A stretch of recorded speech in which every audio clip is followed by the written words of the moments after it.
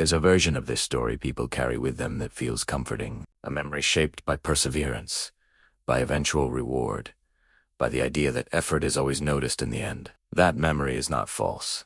It's just incomplete. Because what this film really asks you to sit with is not success, but exposure. The slow, humiliating exposure of a man who cannot afford to stop moving, even when every signal tells him he should. This is The Pursuit of Happyness, released in 2006. It's often described as inspirational, sometimes motivational, frequently simplified into a lesson about hard work. But that framing misses the quiet tension that actually drives the experience. This is not a story about rising. It's a story about not being allowed to fall.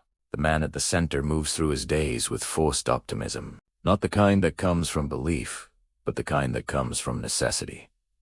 He talks faster than he thinks. He smiles before checking whether it's safe. Every interaction feels slightly urgent, as if time itself is watching him because it is. His life is built on fragile structures, objects meant to solve problems that no one else seems to have, promises made in good faith that don't survive contact with reality. And through it all, he keeps presenting himself as capable, dependable, in control. Not because he is, but because the alternative is invisibility. This detail changes how the threat should be understood. The danger isn't poverty alone. It's the way poverty forces performance. Every conversation becomes an audition. Every request feels like a risk, and dignity becomes something you rehearse rather than possess. At home, the pressure leaks into silence. Fatigue replaces argument. Love is present, but strained by math that never works out. The smallest setbacks land with disproportionate force because there is no buffer left, no room for error. And when something finally gives way, it doesn't feel dramatic. It feels inevitable. What happens next exposes something uncomfortable. Loss doesn't arrive all at once. It arrives in stages. First stability, then privacy, then certainty. Each time, he adjusts. Each time, the adjustment costs him something he doesn't have to spare. And still, he doesn't stop. There is a child watching all of this. Not always understanding, but absorbing. Children don't need explanations to sense fear. They read it in posture, in pauses, in the way adults avoid eye contact when answers are expected. The man becomes careful now, not just with money, but with emotion. He learns how to fold desperation into reassurance. The city around them does not respond with cruelty. That would be easier to process. It responds with indifference. Doors close politely. Opportunities exist, but just out of reach. Rules are enforced without malice, and that neutrality is what makes it exhausting. There is no villain to fight, only systems to navigate while pretending you belong. When he stumbles into a new environment, it doesn't feel like hope. It feels like probation. He is surrounded by people who look composed, educated, secure. People who speak the language of confidence fluently. He listens more than he talks. He studies behavior. He learns when to laugh, when to wait, when to disappear slightly so as not to disrupt the room. This is where the story quietly turns. Intelligence becomes survival. Not academic intelligence, but emotional calibration, knowing how long to hold eye contact, when to admit ignorance, when to pretend something is easy. Strength here is not about force. It's about endurance without complaint. He begins to run everywhere, not as a symbol of ambition, but as a strategy. Movement becomes control. If he keeps moving, he stays ahead of the questions. If he pauses, the weight catches up. Hunger is ignored. Pain is deferred. Sleep becomes optional. The body is treated like another resource to be spent.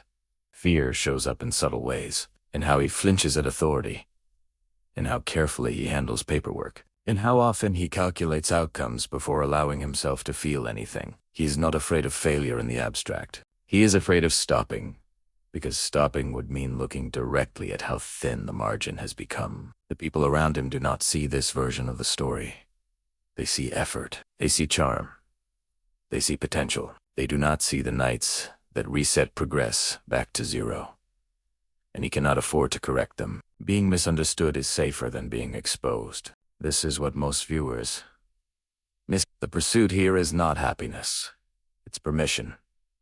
Permission to stay in the room. permission to keep trying, permission to exist without being dismissed. Happiness is too distant to be the goal. The goal is continuation. As the days compress into routines of strain, small victories begin to feel dangerous. Because hope raises expectations, and expectations make disappointment sharper. So he learns to contain his reactions, to succeed quietly, to fail silently.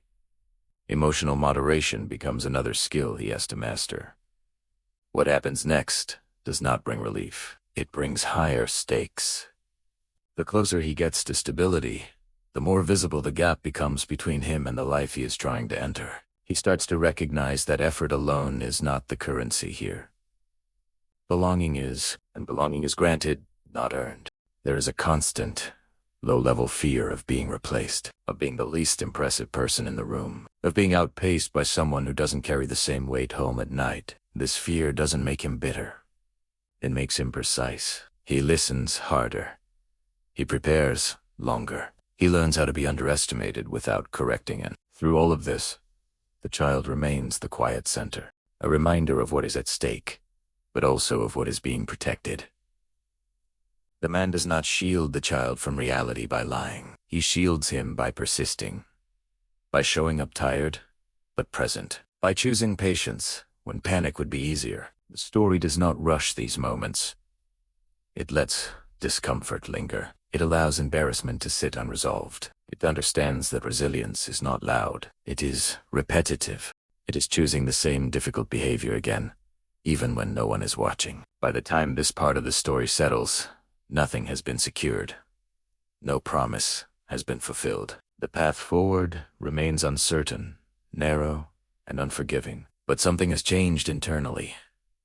Not confidence, not optimism. Capacity. He has learned how much he can carry without breaking, and that knowledge is both empowering and terrifying. That is where this part of the story stops. Not at success, not at failure, but at the edge of endurance.